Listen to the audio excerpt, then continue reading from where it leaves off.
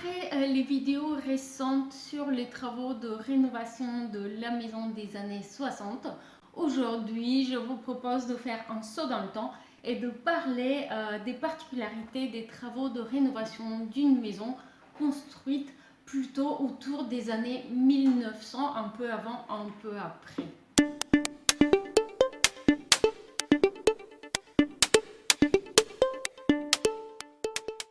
Bonjour, comment allez-vous? Alors, en effet, aujourd'hui, je vous propose de parler des particularités de la maison ancienne, la maison construite autour des années 1900, et comment mener à bien ces travaux de rénovation. Alors, la différence entre les travaux de rénovation d'une maison construite, par exemple, dans les années 60 et la maison construite dans les années 1900, c'est dans la structure même de la maison. La maison ancienne est construite bien souvent avec des matériaux traditionnels de construction comme par exemple la pierre. Il n'est pas rare d'avoir donc une maison maçonnée. Le caractère architectural mérite dans de nombreux cas à être préservé et mis en avant, ce qui va compliquer les travaux un petit peu. Il s'agit de rénover une maison des années 1900, on va avoir deux contraintes supplémentaires.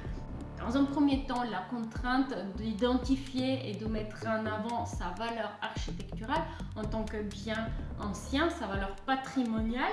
Et dans un deuxième temps, c'est le respect des matériaux constructifs utilisés à l'époque, puisqu'il s'agit de maisons construites avant la révolution industrielle. Donc elle est construite souvent avec des modes constructifs traditionnels, des matériaux naturels, et une rénovation un peu précipitée avec des matériaux modernes peut dans certains cas basculer son équilibre, notamment hygrothermique, et il n'est pas rare de voir apparaître des pathologies notamment liées à la condensation à l'intérieur de la maison ou la condensation à l'intérieur même des parois. Donc voilà pourquoi je considère que prise en considération des méthodes constructives de l'époque serait nécessaire, et il est préférable de faire travailler des entreprises d'artisans de bâtiments spécialisés dans ce type de travaux de rénovation.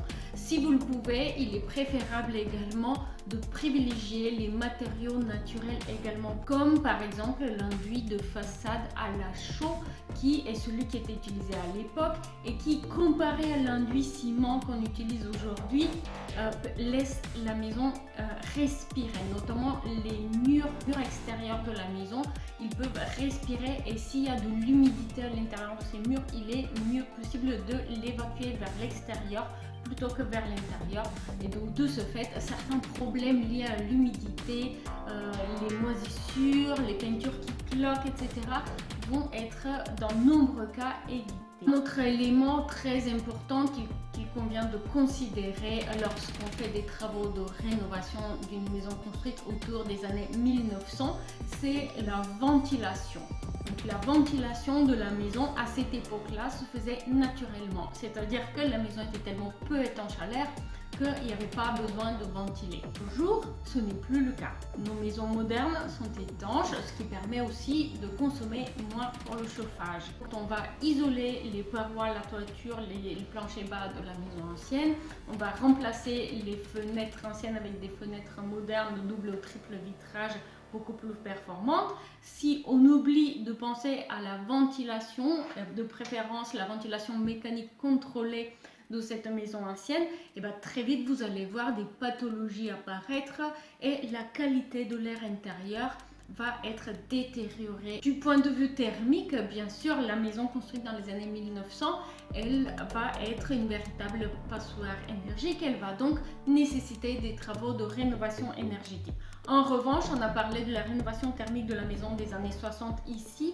Et pour ce qui est de la maison ancienne, construite autour des années 1900, la question risque de se poser différemment, notamment à cause de cette valeur patrimoniale de la maison. Dans de nombreux cas, il ne sera pas possible d'isoler la maison par l'extérieur afin de préserver des éléments de modénature, des caractéristiques de façade, des encadrements en pierre des fenêtres et des portes-fenêtres, etc.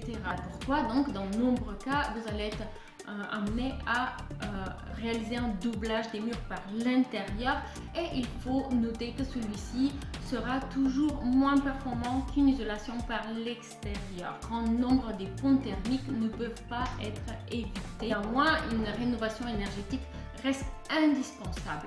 Bien sûr, il y a aussi les installations à l'intérieur de la maison, installation de chauffage, d'électricité, de plomberie, etc. Et aussi le plan de la maison. Dans les années 1900, les exigences en termes d'organisation intérieure de la maison étaient très différentes. On ne vivait pas du tout de la même manière.